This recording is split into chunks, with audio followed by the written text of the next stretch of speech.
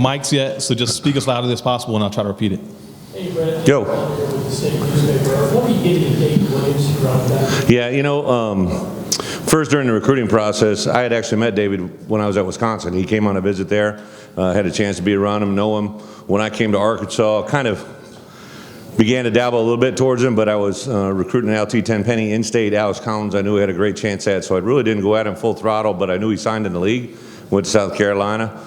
And then really after Raleigh's situation, I knew he was a grad transfer, didn't know exactly what we're going to do in the SEC here, so kind of reached out, and then really from that point forward, just kind of rekindled a relationship with him. Very mature, very, very talented. I knew a couple coaches on Spurrier's staff that had recruited David, so I reached out to them just to kind of see what was going on. I'll give South Carolina, Coach Muschamp, a lot of credit. They let the kid, they didn't, try to block him, so they truly assisted in every way. And then for the kid, in his situation, I say kid, he's a grown adult with a graduate degree or with a undergrad degree. He's been a big hit on campus. He got in here, started summer school, made a great influence. Actually, he's spent more time with K. Rich, my defensive player that's here, just because he hosted him when he was on his visit a little bit. But Austin and Frank, I know, have been very impressed with him as well. I have not, by NCAA rules, had a lot of time with him. So just very excited to have him in our program. Back row on the left, please state your name and affiliation. Justin Thomas with WBRC Fox. Coach, I have a two-part question. Okay.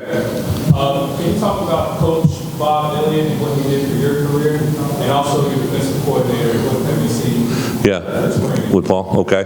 Yeah, Bobby Elliott, kind of a unique story. When I went to the University of Iowa as a walk-on freshman, he was on staff there and was a guy that I kind of looked up to as a player. I never backpedaled or played DB in my life. But Bobby was just one of those kind of infectious guys. And then when I took over as a graduate assistant, he was on staff as an assistant as well. And then he became the defensive coordinator. And one of the things that he did for me in my career is when he became the defensive coordinator, he talked Coach Fry into promoting me from a graduate assistant to full-time linebacker coach.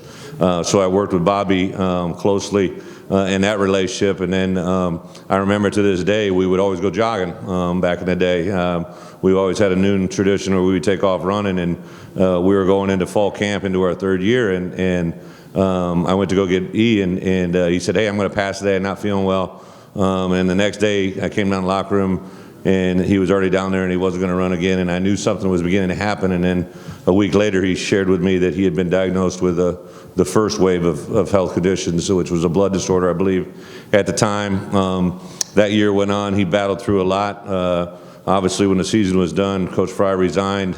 Bobby went into a chemotherapy treatment that was very hard and didn't know where he was going to ever come back. He battled back from that.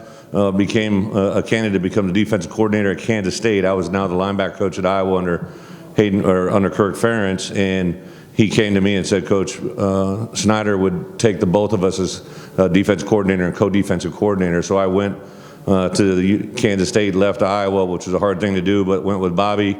And that first year, we led the nation in defense, and I was the co-defense coordinator, and Bobby was the coordinator, and just tremendous coaching experience for me, which led to my opportunities at Wisconsin. And then he kind of battled back and forth throughout his career, a guy that I continue to stay close with, and was so excited for him in the spring to get back on the field. I talked with him a lot. We just signed a crossover contract with Notre Dame, and those originally started when Bobby and I started talking. And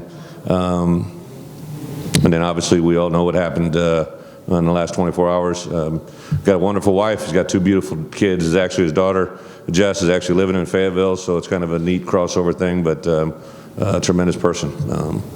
Great influence in my life. And then Paul Rhodes, my defense coordinator, he actually is a guy that kind of along those same lines when Bobby and I were at Iowa. Paul was at Iowa State, so we competed against him quite a bit. I got a tremendous reputation, or a tremendous respect for his ability there at Iowa State. He went on to become defense coordinator at Pitt, Auburn, head coach at Iowa State. When he was a head coach at Iowa State is when I really began to get to know him really well. A couple of crossover events for head coaches. His wife Vicky and I would kind of just hit it off. We'd always end up being around each other on a social front, but also talking football. And then ironically, Paul came through to visit his son, was on Arkansas's campus, who was running track at Iowa State. And that was about 3 weeks before I lost my DB coach. So then when the DB coach left, Paul reached out to me and said, hey, I'm interested if you're interested. And after about a week on the job, I realized that I had my next defensive coordinator. However it came about, this guy's just too talented, too special. So when the transition came, when Rob left, to hire Paul and bring him aboard and switch to the 3-4, it's been a very, very, very positive thing. Sorry for the long answer. Right side on the aisle in the blue shirt. Thanks, Dan. The second half last year, a problem to the team, and I guess Austin in particular. Is there anything you can work on and point out during the offseason? Are there tangible reasons as to why that happened, or is it something more mental you just have to wait until it happens? You know, there's probably even for a whole day dialogue, too many things that were really accounted for all of that. I think three things need to happen. First, you need to understand why they happened in 2016. I mean, they're a part of our history. You embrace it, you learn from it, you move forward. There are some things that we talked about as coaches that we really installed in our winter program as well as in the spring. And the third thing is you have to understand that in those games, you're probably talking about the last two. I'm sure that's what everybody throws the reference to. We played really well in the first half, you know. So I think the part you have to make and understand is there was two halves to every game, and when they end the way they do, everybody wants to talk about the negative. That's the way the world works today. But as a coach, you got to find the positives and try to turn negatives into positives. So we definitely have made changes. We'll embrace it. We'll own it. We're going to worry about how we win the second half rather than worry about how we lose it. And I think it's something that can be done, not just individually, but I think collectively, players and coaches. Right side on the aisle. Watch it. Hey, Scott Griffin. Yes, Scott. Good. Congratulations. Thank you.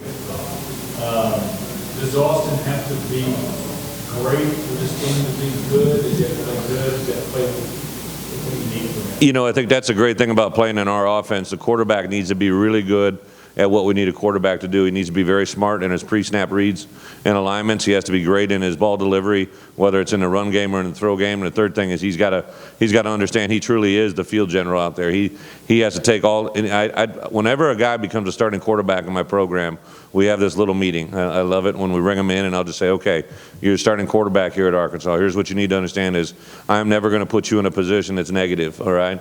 If I, as a head coach, ever say anything negatively about a quarterback, that you're going to take it as a media and run with it. If I talk about my nose guard, it's going to be a little sub-footnote in the article. But quarterbacks, everybody has hypersensitive awareness of who they are and what they are. I'm going to tell them I got your back. Now, on the same account, you and I share this quality as well. When we have success, we get way too much credit, and when we have failure, you're going to find way too much blame. So we kind of walk this walk together. I think Austin is very motivated to show people who he is. Here's a guy that led the SEC in several categories, played outstanding football. We lost 2 games at the end of the year. In the second half, it wasn't on the quarterback, you know.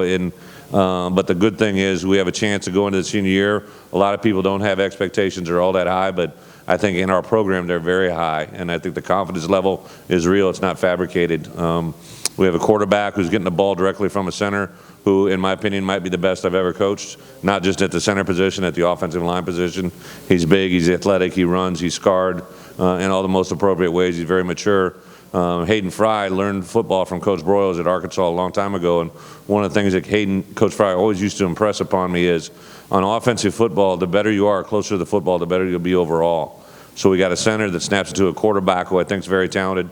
He's going to hand the ball off to a couple running backs who I think are very gifted. We got tight ends that are very talented, wide receivers that are unproven but very eager. We have 6 offensive linemen that have started games in the SEC. I'm very, very excited for Austin and his future. I think unfortunately, we have time for one last question. In the middle on the camera.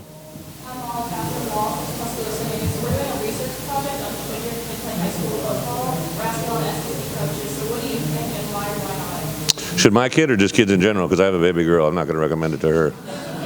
All right. Should your young son play football, high school football? And I think unequivocally the answer should be yes if they're in the right environment. All right. So I'm also a coach that I've gone and seen and witnessed programs where I'm like, why are they doing that? There's things that I think that the game we have to govern ourselves, you know, to make sure that they're in a safe environment. But the game of football can give you so much more than football. You know, I think about all the time guys that I played with, guys that I've seen coach. You know, I was fortunate enough to bring a baby girl in this world, you know, less than 48 hours ago and have 10,000 responses to a picture of my daughter I sent out. But of the replies and the feedback I got back, I heard from players from a year ago to 10 years ago to 15 years ago that talked about what we did in our time together that has carried through the years, and it had nothing to do about winning games. It talked about life. It talked about perseverance. It talked about becoming a man in their own life. So I think there's a lot of positives that outweigh the negatives. All right. Thanks, Coach. Thank you.